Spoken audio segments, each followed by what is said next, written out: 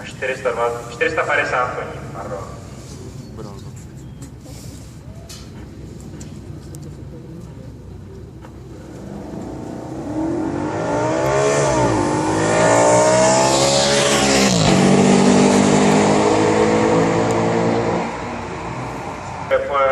Vozidlo Porsche Cayman.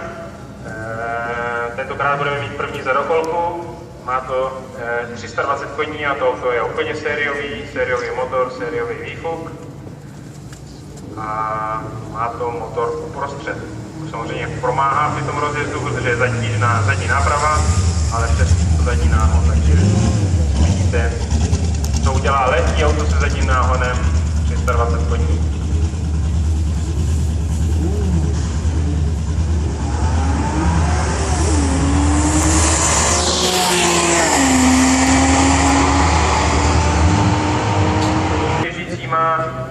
Maserati.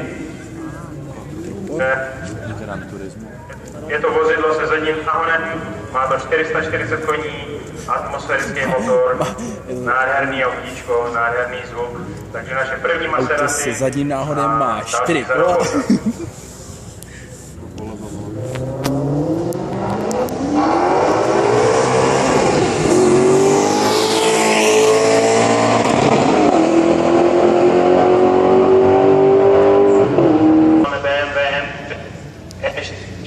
Označení modelu.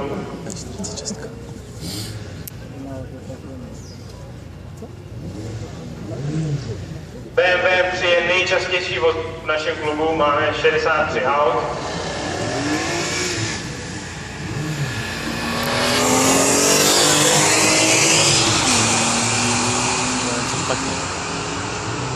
Teď dalšího soutěžícího, který má naší první 911 dneska, je to konkrétně Porsche GT3.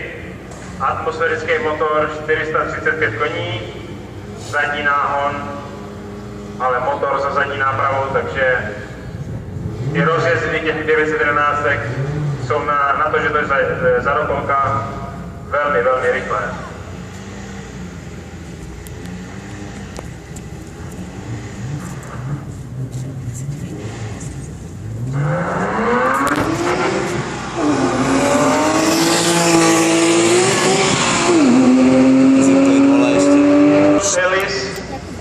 Je to mírně upravený vozidlo, 1.8 s kompresorem, 320 koní, velmi lehké auto, zadní náhon a vyjíždí náš Lotus Elise.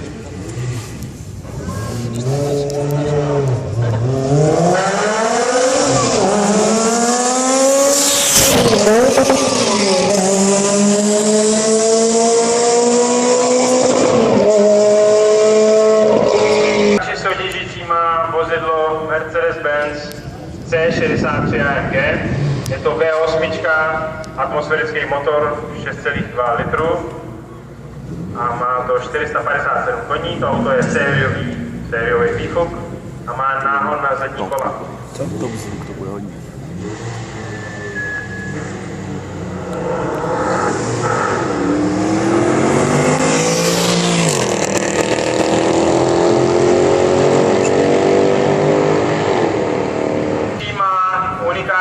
Vozidlo, jmenuje se to Ultima GTR, má to velký motor z Corvette LS7. To auto váží necelých 1000 kg a má 650 koní, takže to je jeden z největších kandidátů k dosažení největší rychlosti tady na cílové rovince. No je šíleně nám Belgam protože.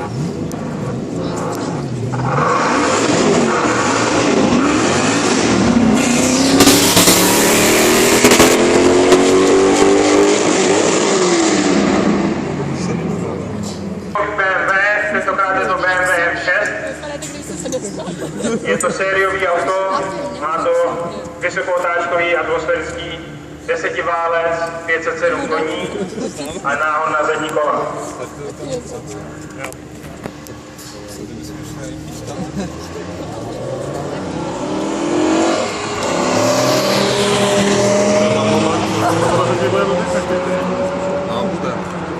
Pragovka. Další soutěžící má raritu pro nás, protože je to Úplně nový vozidlo, je to sportovní auto, který se vyrábí tady v Čechách pod názvem Praga. Je to auto, který váží necelých 600 kg, konkrétně 550 kg a má to 220 koní na zadní kola.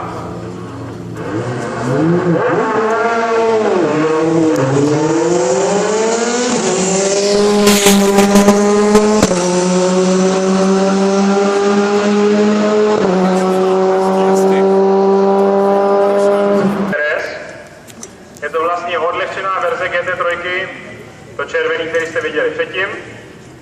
A má to mírně zvýšený výkon na 450 koní a jinak to auto je sériový. A opět říkáme zadní náhon, motor se zadní nápravou. Vysokotáčkový motor, atmosférický motor, který točí přes 8000 otáček. Takže jeho majitel nám teď ukáže, jak sní víc než 8000 otáček Porsche GT3 RS.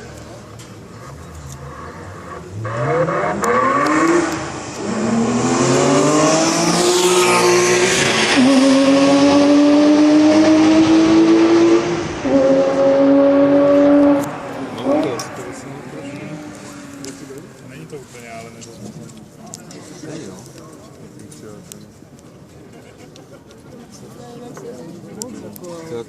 Takže jste všichni viděli naše autíčka, který se zúčastnili soutěže o nejkrásnější zvuk. Já vám děkuju za účast, že jste s námi tu soutěž